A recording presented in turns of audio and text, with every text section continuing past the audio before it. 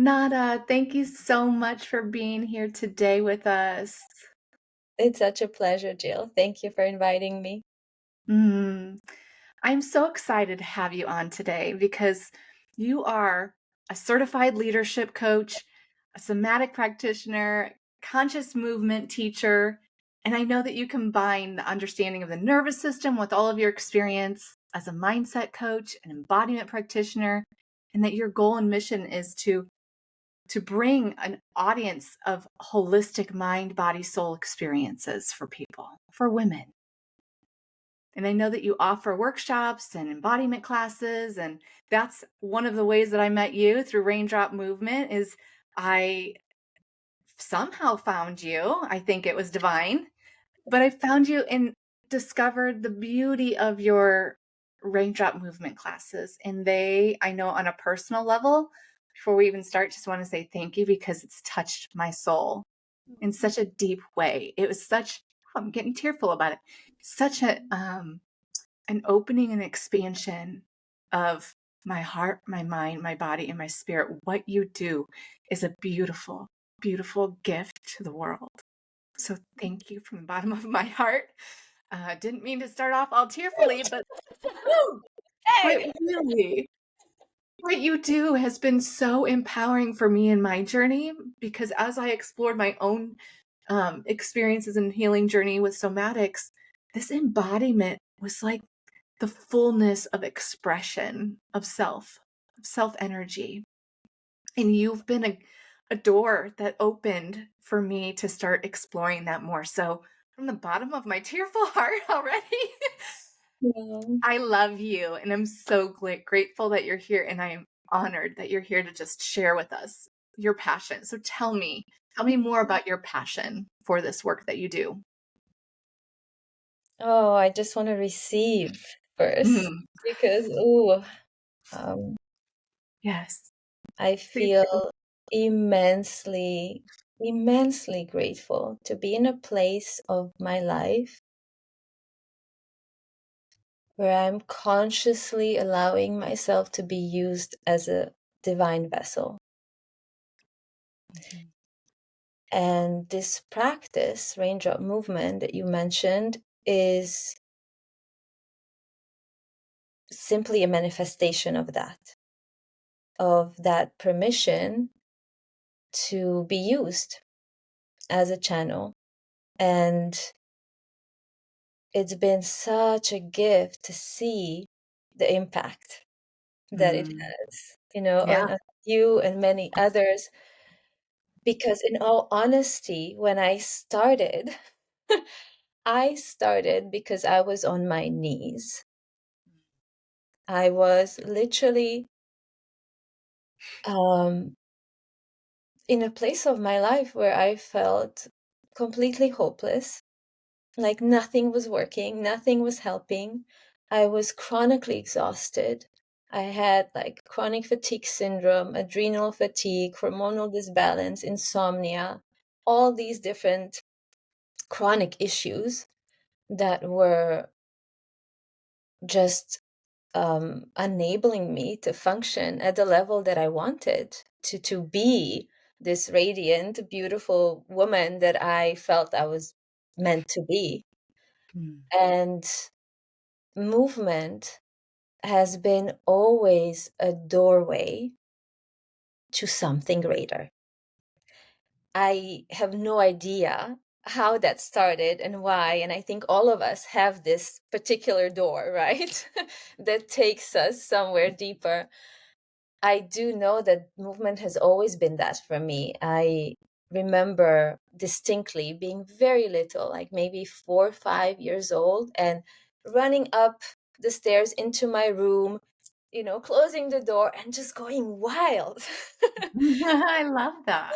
in ways that were completely strange and unknown and unfamiliar, but just feeling so excited and so incredibly connected every time that I did that. And of course, through my growing up and through becoming a practitioner of this work, I learned that that was my instinctual way of just processing deep trauma that I was also experiencing at that time. but it just felt natural and intuitive and incredibly healing. And so I just continued using that as a form of, I would say, as a form of prayer, as a form of connection to myself, to something greater. And then for a certain part of my life, I forgot that that's available. And I went into my, super achiever, high performer, corporate job lifestyle.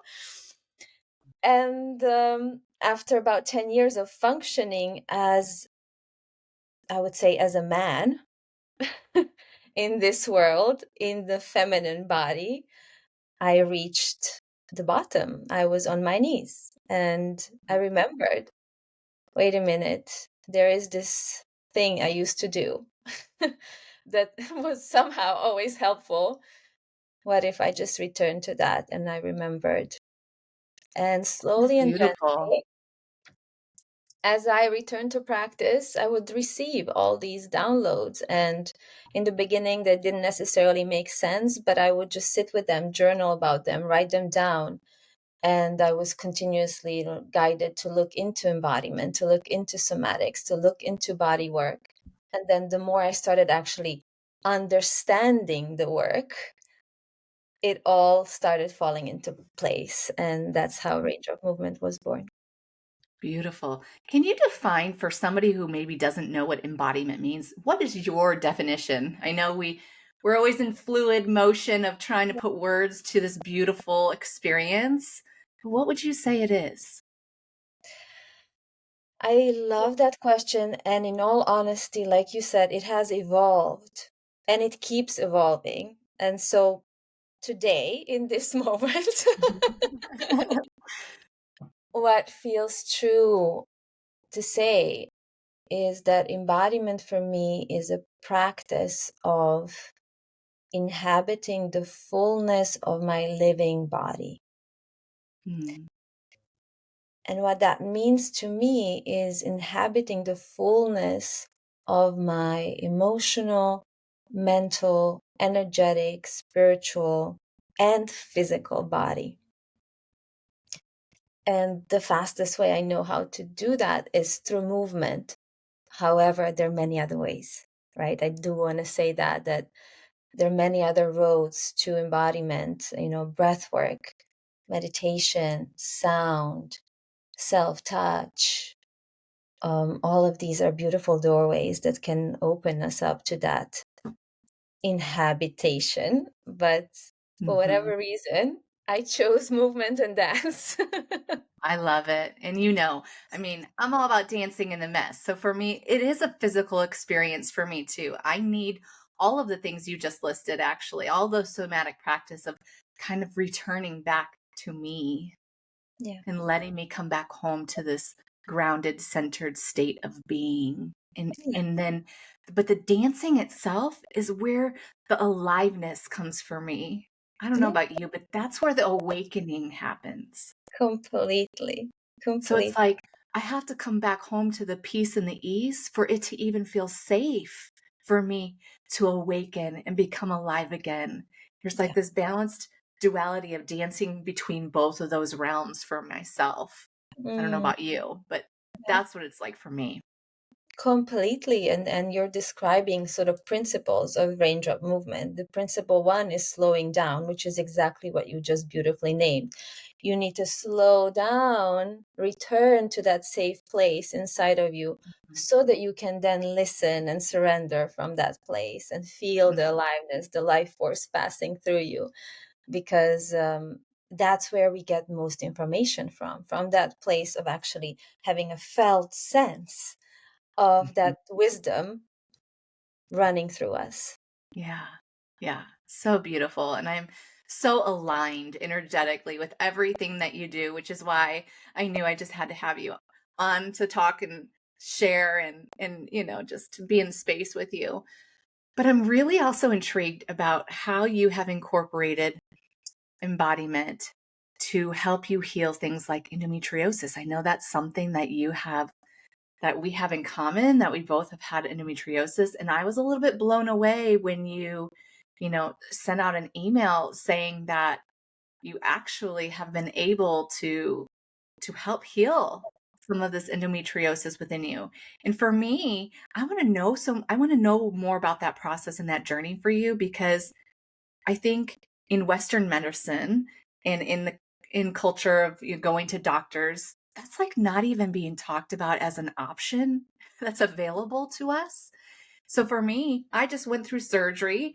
I haven't honestly thought about embodiment through this lens to this extent, because it was a generational disease that was, my mom had it.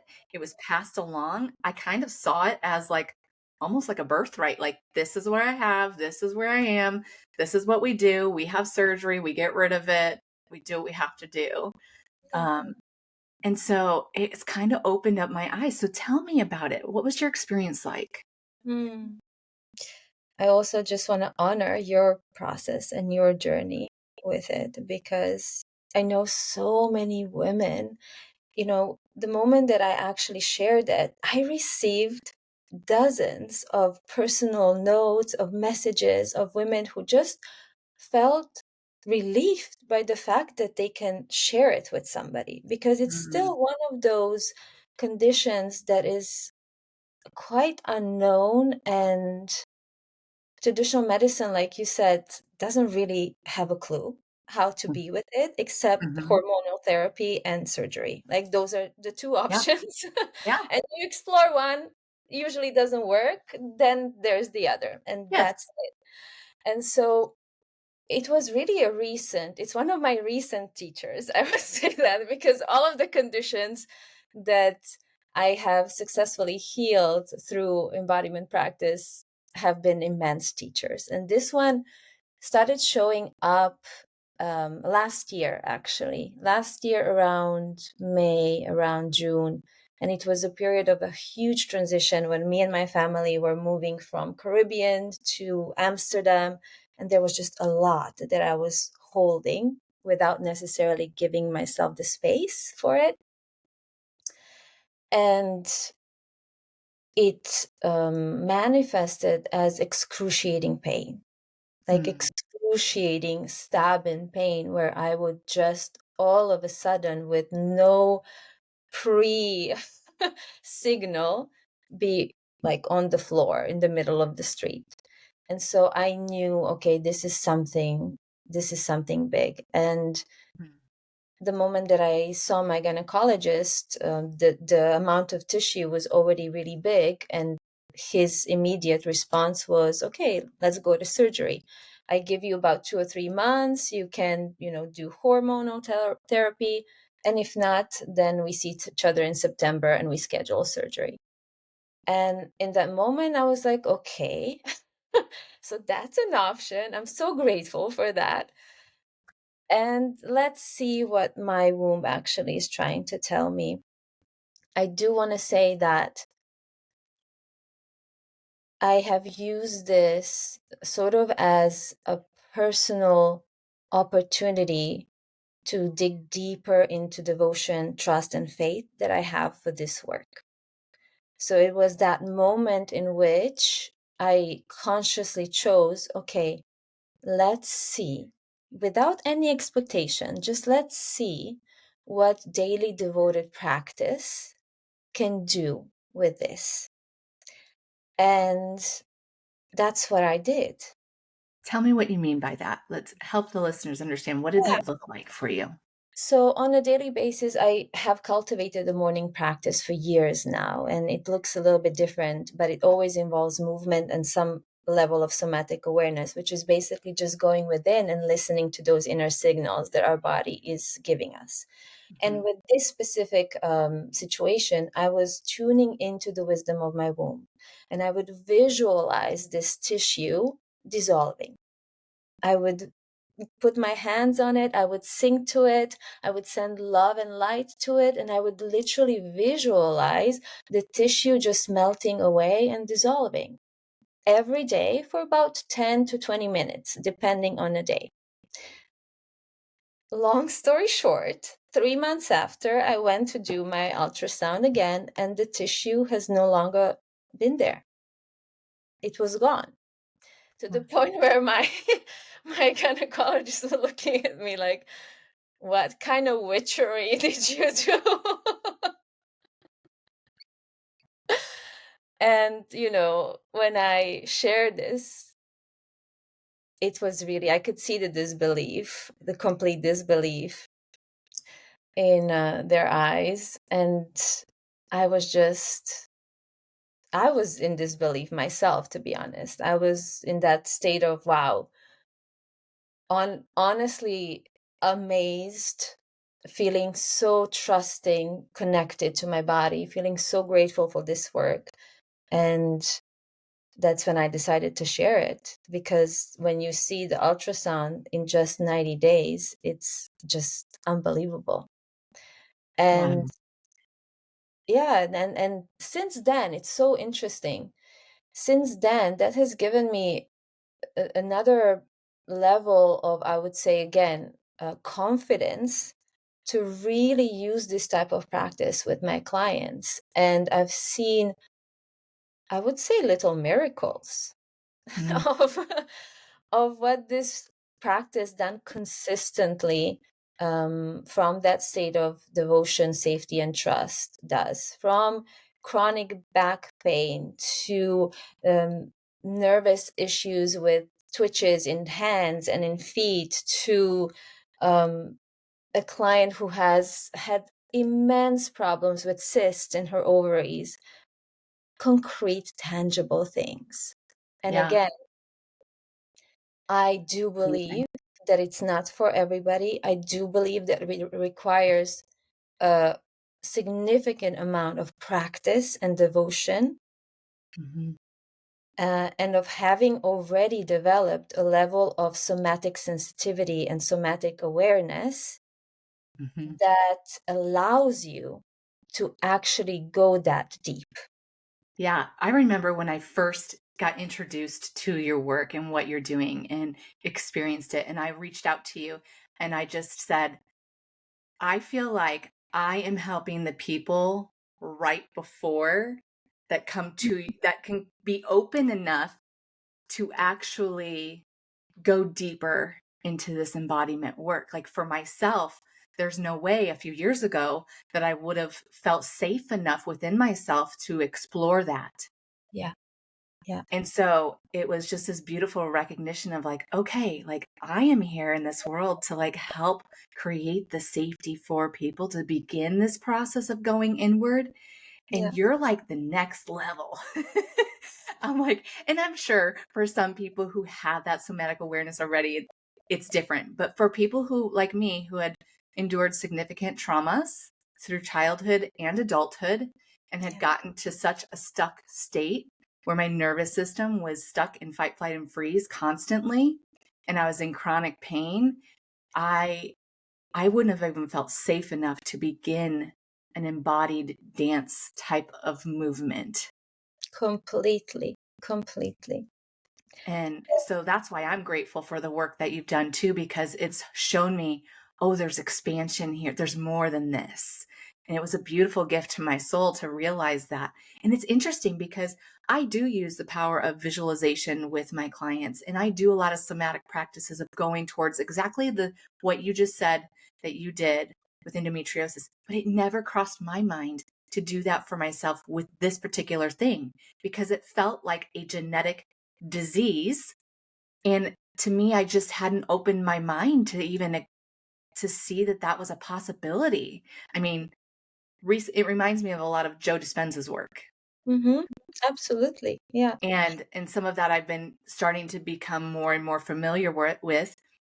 And even just this idea of visualizing your neurons working differently. I'm seeing, what you're saying, and I'm visualizing, yeah, like actually we can impact our bodies on a cellular level. Yes. Oh, that gets me excited. Me too. I'm so excited about it when I heard that you did this with endometriosis because honestly, my gynecologist is like, this is not over for you. You have one ovary removed now. You have your fallopian tubes removed. I have cauterize different endometriosis, you know, lesions that are in your uterus, but there's still more in there that I couldn't get. And she's like, it's in your urethra. I could see it. And hopefully, this hormone medicine, this hormone therapy for the next 2 years will help to heal it and make it go away. But if not, you're looking at a full hysterectomy and all of these things. And, you know, endometriosis, for anybody who doesn't know what it is, like it actually doesn't just live in the uterus, it can go outside of the uterus into the body. And so we're all about trying to prevent that from happening to affect damage, you know, to damaging organs and things like that. So I just know I sit here with this insight and this information, and honestly, there's a piece of me that's excited. Mhm. Like, I could move towards my body in this way too. It's not about just chronic pain or chronic other symptoms. Like, even if it's classified as a genetic disease, in my experience, not everybody's is genetic, but mine, you know, it seemed to be labeled that way since my mom had it. And I had symptoms of it immediately, like as a teenager. Yeah. And I had my first laparoscopy surgery in like 2003, and I was only 22 years old. Mm. So when I had my first endometriosis surgery, and hormone therapy helped me to not have to have surgery again until just recently. So I went over 20 years without another surgery, which is amazing and it was helpful. And I'm thankful for that. But I'm like, what if I responded to my body in this way a little differently? Yes. I will The- tell you that through this experience of my recovery, because I'm literally only a month out from my surgery. I rub and soothe my area a lot more. I hold it. Even before surgery, after surgery, I've just been trying to be really tender and compassionate towards this part of my body. And I even like before surgery was thanking my body for allowing me to still have a baby. That I was able to have a baby despite it, because there's some women who can't, because it's that intense for them inside their body. And Absolutely. I get tearful just thinking about it, because I know the pain of like that's hard. And so I just like I found myself in this space of really, really honoring my body during this little season. Uh, Beautiful. but what would it look like to honor my body even more? To influence this endometriosis, these tissues, these cells that are there, and create safety and presence and love in this area of my body. It's And it's funny because we do not think about the relationship with our body as any other relationship. yeah, And it's so clear to us that our child needs that same safety, love, and presence, that our partner needs that safety, love, and presence. Yet it doesn't dawn to us yeah, that the longest relationship we'll ever have is the one with our bodies. yeah. And it deserves Amen. all the love, Yeah. all the presence, all the trust, compassion that Yeah. any other relationship. And And you know so, what? What comes up for me though is why? Why do we why do we bypass that? Why do we miss out on that understanding? Well, number one, it's not taught, right? Like it's just uh, generationally, it hasn't been taught. It hasn't been We haven't been in a culture that's been open as much to that deeper understanding of emotional intelligence and self-awareness and self-connection, right? But then the other thing that stands out for me is I'm asking myself, well, why didn't I? And I'm like, because there's a lot of traumatic things that happened that made me go into my turtle shell. I like mhm, to use the analogy of a turtle of like we hide, we self-protect, we stop connecting with ourselves, we stop trusting ourselves. yeah, yeah. And so the beauty of the work that you do is helping women to come back into a space of trusting themselves on a deeper level. And the So, beauty of the work that you do is creating safety so that that trust can be born yeah, again. yeah, So it is it is such a privilege, and I do not take this lightly, to be in a place of our life, in a place of our collective, where things are finally shifting after hundreds of years Hmm. of being led by the thinking mind and glorifying the intellect as the only wisdom we possess. We are now returning to those ancient ways that were infinitely wise, that were infinitely connected to the body wisdom, to the unseen, to nature, to all these elements that we are now rediscovering. Because finally we learned that operating solely from the thinking mind is just not sustainable. Hmm. It is not sustainable. No, when you look at the statistics of anxiety and depression in our Exactly. world, Yes. it's very evident. It's very obvious. And Yeah. so more and more people are awakening to the fact that they're sick and tired of being sick and tired. Right? That's where I was. I mean, just 4 years ago, Yeah. I was sick and tired of being sick and tired. And that That's, was one of the statements actually that I would use. there you Hmm. go. Yeah. That's what I hear all the time. And I think it's a beautiful moment for our collective. It's a moment of grand awakening. Hmm. And I just, again, feel immensely grateful that I get to be a part of it and I get to approach it Hmm. with as much integrity, consciousness, and love and care that I possibly can. Yeah, for sure. I know for myself, I don't know what your healing journey has been like, but for 2 decades, I went to cognitive talk therapists, Mm, and it was never enough for yeah. me. And I always felt like I sucked and like I was broken, like something was wrong with me because I'm going and I'm trying different therapists too, and things just aren't working. And it was like I couldn't think my way to feeling at peace, to feeling safe in myself.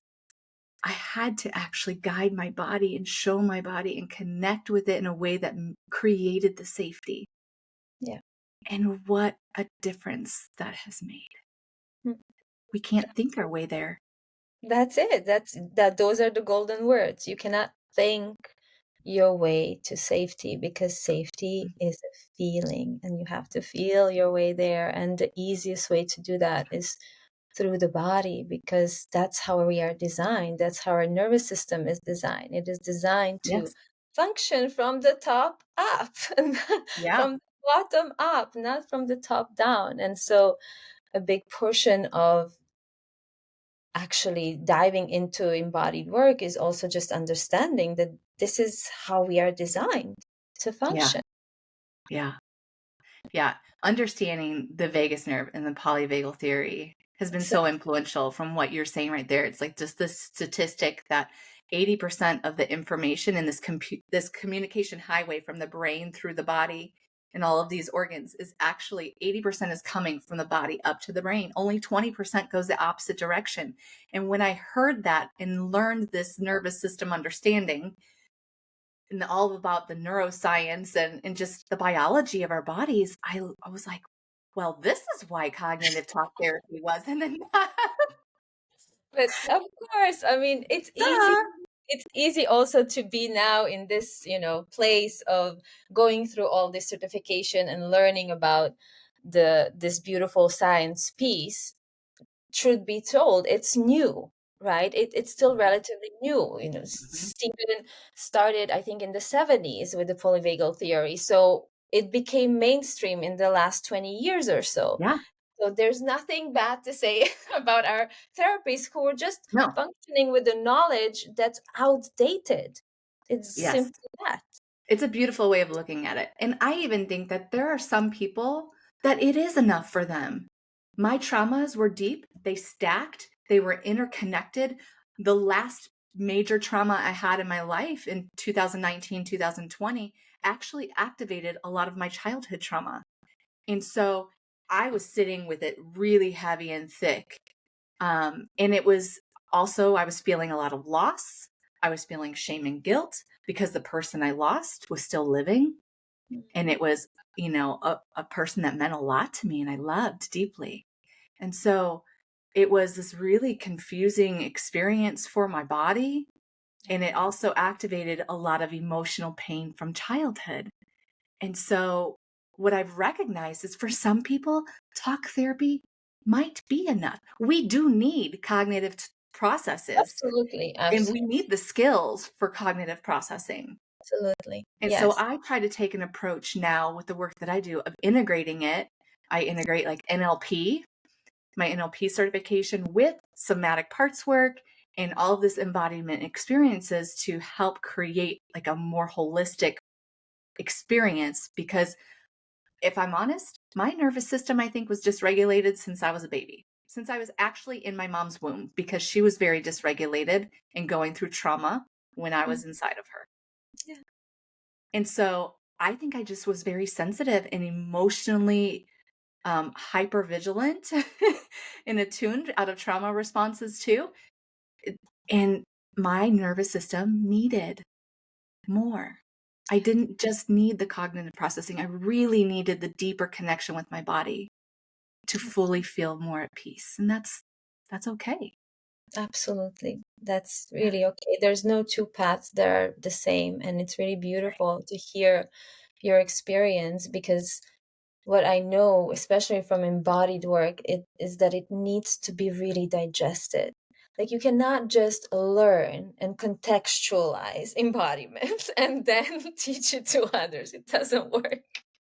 You really have to go through those processes yourself because Mhm. you're teaching from that body wisdom. You're not teaching from here, teaching, coaching, holding space, whatever. Yeah. Um, and that's also why I love it because as a modality, it holds this level of radical honesty in it. There's absolutely no faking it. Mm. And to be a practitioner that holds that space, it requires a huge amount of self-work, a huge amount of actually practicing what you preach, because your Mhm. nervous system needs to be regulated. Your nervous system needs to offer a space for another human being to mirror it and co-regulate with you. Yes. Yes. Um, And my most of body lets me know when I'm not. exactly Like when I'm instant. not doing the work and for myself, when I'm not taking the time to actually do it for myself, my body's like, "Hey, you're not doing it." And how amazing it is that Mhm. we've cultivated that connection that we can instantly hear those signals and recognize those messages. But also, I think something that people often underestimate is I am unable to see 5, 6 clients a day. I cannot hold Mm. space with integrity for more than 3 or 4 clients Yeah. a day because Same. it's really a huge amount of energetic, full-bodied holding, a huge Mhm. amount of processing, a huge amount of trauma releasing that I need to prepare myself for and I need to release Yeah. after the session. So there's Same. a lot of energetic spiritual work that goes into being an embodied practitioner that I It don't is. think people really um, necessarily are familiar with, understand, or take in consideration.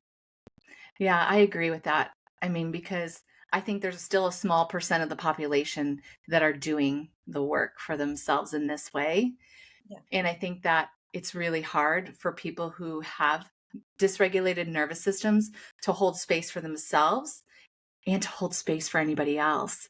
And so to have that deeper understanding of it, it's almost impossible until you get to a place where you hold it for yourself and then you begin to start holding it for others and you actually feel it, what it's like.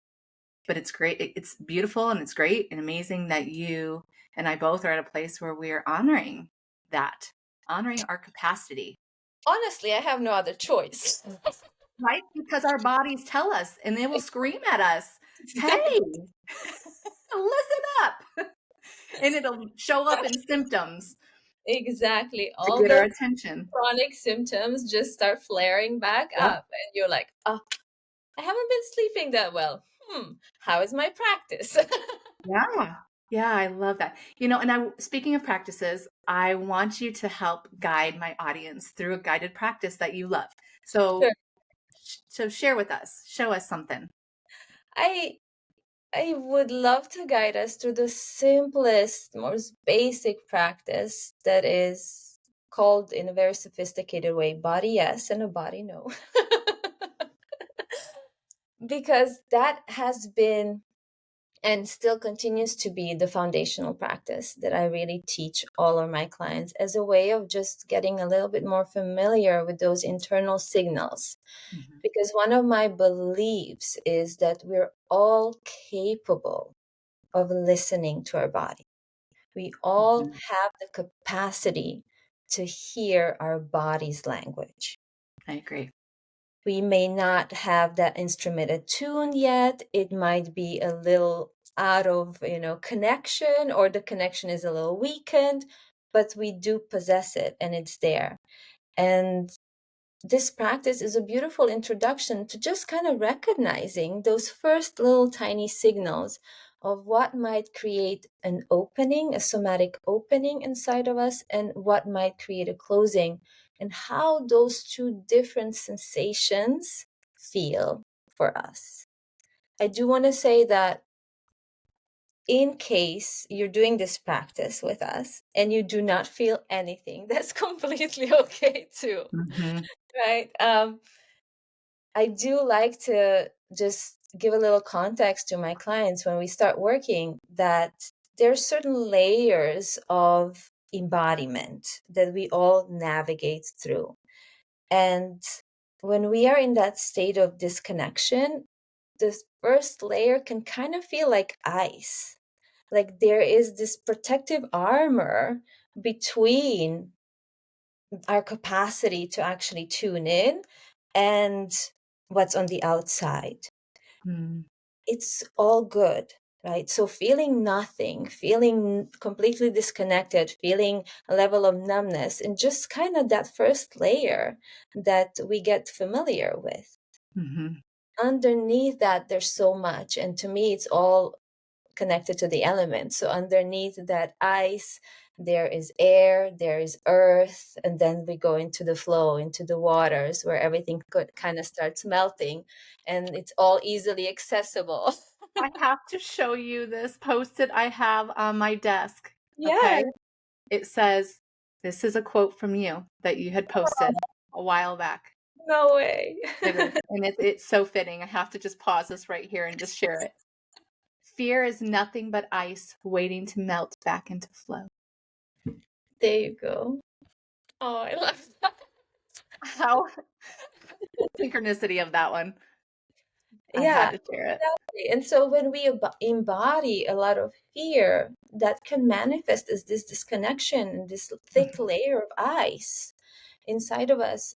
And it's completely normal that when I guide clients through a practice like this, they give me nothing, or they literally feel nothing. So I just want to normalize that as, okay, you're at the layer of ice.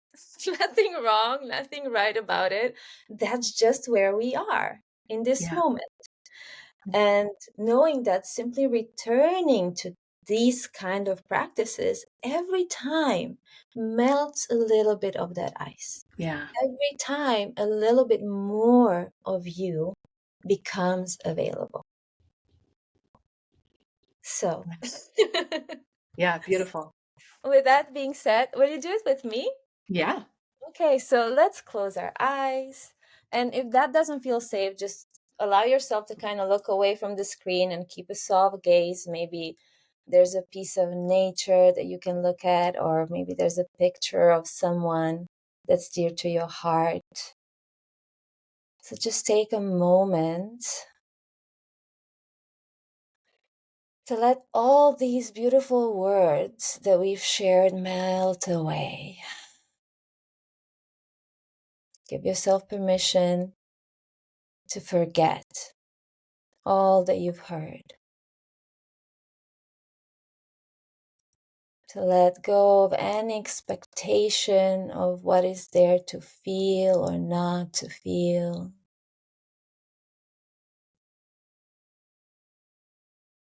To allow your breath to become a little bit more generous.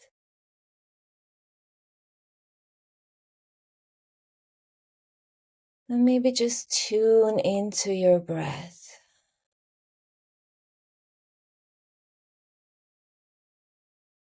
See if you can notice how the inhale travels through your nose, down your throat, maybe even as deep as your belly.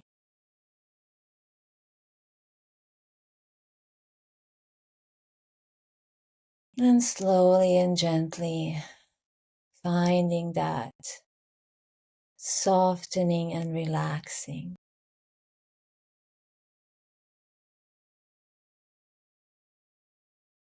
And in this neutral space, simply allow your body to receive the following words.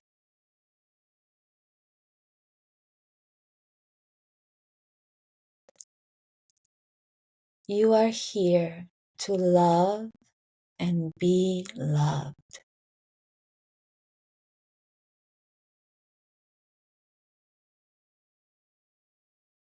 And just notice any subtle signals, sensations that your body might give to you.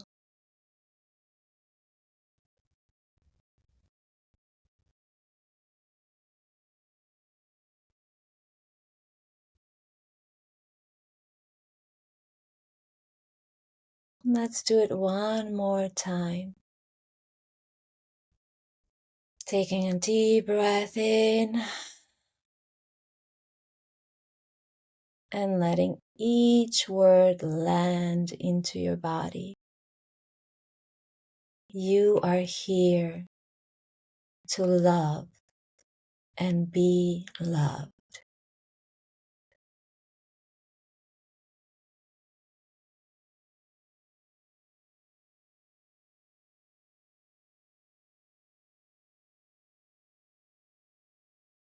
And take another cleansing breath in and slowly return to full awareness to our screen. I'm curious, what did you notice? So the first time you said it, immediately I changed from my positioning of having my hands open and Mm-hmm. soft to coming to my heart. Like there was this like come towards me, like I was compelled to just come here. Mm-hmm. Um, and then, and I felt just the peace that comes with it, the centering of that knowing, that felt sense of yes. And then the second time you said it, I felt a smile come on my face. And it Okay, was like a deepening of the receiving of it, of like, yes, yes. beautiful. Is it okay if I probe a little bit? Sure. Please. So, if you connect back to that state of peace Hmm. inside of you, and you see if you can notice anything underneath it, how does peace live in your body?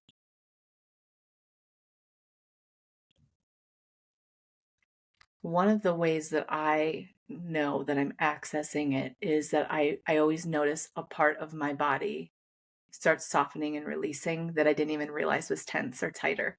And Yeah, where I thought I was open and everything. And then I felt my shoulders at some point. I don't remember at what point, but that was one of the ways that I felt the peace coming into my body of like, oh, my shoulders were just a little bit tighter than I thought they were. And then I felt just a gentle, really small release that yes, happened there. yes. Um, yeah, that was one way. So, and that's important. Like, that's the level of listening that we want to get to. Yeah. Is we want to start creating those mind body connections that we can recognize as that release, as that Mm-hmm. softening. For many clients, it would be like a little fluttering in their stomach, or maybe just a gentle opening in their heart. Mm-hmm. That's your body's yes. Yeah, I feel both of those things too, actually. Yeah, Mhm. beautiful. So now Yeah. you know this is how your Yes. body, how your cells, literally like a trillion, a community of your cells opens up to what's true. Yeah. And I yes. love that. I love that on the simplest form of that. So I use this practice with my clients too, but I do it in a different way. Um, I haven't taken it to this level of like the slowness of just it by itself. I've always integrated the embodied yes and no Yeah. when somebody is kind of in conflict within themselves of this yes or this no or of which way to go, and they have different options laid out. And I've done it in the last couple of weeks actually with different clients, where they've been trying to make a decision and it's like feeling overwhelming to them. And so then I have them lay out all the options of the things that they're wrestling with. And then I take them through this guided experience of grounding, like you did with me and anybody listening, of just coming back into our body, slowing down, starting to become more attuned to what's happening and what's here. Yeah. Yeah. And like I help them find the baseline of where the sensations are in their body, and then notice the comparison after each time I will like say and create a visual Mhm. of whatever it is, and I do it for all of the stages of it. And so it's Mhm. like taking it to the next level after this is like, yeah, allowing people to see your body really can tell you yes or no. Like my clients are like, "Oh, my chest just tightened when you said that. It Yeah, felt like stress to me." Oh, exactly. and I'm like, "That's your body telling you no." And then I'd say another option, they're like, "Oh my gosh, that feels so nice. That feels so calming in my body." And I'm like, "That's your yes then." Like, Oh, yes, yes, but isn't it? It's amazing. The body is so brilliant. it So is. amazing. It's brilliant and it's so simple. It is. What I love about it the So most. it gets me out of my head. I can spin. I am a person who will overthink and spin and spin and spin in my head. And coming to the body helps me to kind of filter through the noise. Absolutely. And the last thing that I'll say is helping our clients get at the level of sensation, get Mhm, beyond the story, the state of mind, the feeling, the emotion, because emotions and feelings are always connected to mhm, stories and narratives. mhm. But getting to the level of sensation is what's really transformational. Yes, totally. And that's, I would say, the most important piece in embodied healing is really feeling those little subtle openings, closing, flutterings, of temperature changes, pressure changes, densities.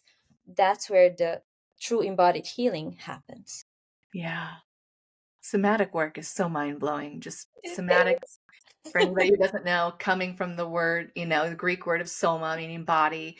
It's like, Yeah, it's just this coming towards our body and really leaning into just this deep, I don't even know what the word is I'm looking for here, but just this deep wisdom, yeah, deep absolutely. sincerity. What word would you use there? Um, yeah, I think honesty and Honesty. truth, Yeah. really. Inner truth, this authenticity within ourselves. Yeah. Beautiful. This has been so amazing. Thank you for sharing just pieces of your own journey. Uh, I think it's amazing that you even have this felt sense of your childhood of being free. Like to me, I'm like, how beautiful that you even had that imagery to come back home to. Like, I love that because I didn't have that. Mm. I don't think I ever felt free as a child, that any rememberings of it. And so I'm now allowing my inner child to be free and to experience it and to explore and see what it feels like. I've Because seen her, and she's so magnificent. thank you. Oh, but thank you for sharing your journey. Thank you for touching our hearts about your endometriosis journey and just walking us through this guided embodiment practice, letting people get a taste of the work that you do too. Thank you Um, so much. It's been such a pleasure. I feel like it's been the most nourishing cup of tea. oh. Same, that we girl. have taken Same. together. And I'm just so happy that I'm co-traveling with amazing humans like yourself, and know that there is, ripple effects of this healing work on the other side of the world, that somebody's doing it from that lived experience. And that Mm, is, to me, the ultimate sign and mark of authenticity. Like, you've lived this work. yes. Amen. Like, I think the people who are doing this work, who have lived it and have had a journey of their own, it usually is what draws a lot of people to this work, right? But it is Exactly. so powerful and transformational. Absolutely. So Yeah. here's to sprinkling more embodied healing to the Yes. world. Yes. Right back at you. And tell us, where can we find you? Where can people find you if they want to learn more about the work that you do? Yes, easiest is raindropmovement.com. Everything is there. All of my group offerings, individual offerings are free monthly sessions to which I wholeheartedly invite you all. Which are my So, favorite. Come join me. I'm so sad. Any month that I can't attend because of a conflict, I'm so sad. And I usually always try to mark my calendar and reserve the time in advance because it's so much of my favorite. oh, It's thank you. one of my favorite days of the month. What's really cool is that starting September, we're going to be offering weekly sessions with our Raindrop Movement teachers. So now it's not only going to be that one time a month, but every week you get to experience a Love that. magic of Raindrop Movement. Yes. I love that. Amazing. Yes. Thank you so much for being Thank here. you, Jill. Oh, sending you so much love. So You much too. love from my heart to you. Bye. Bye.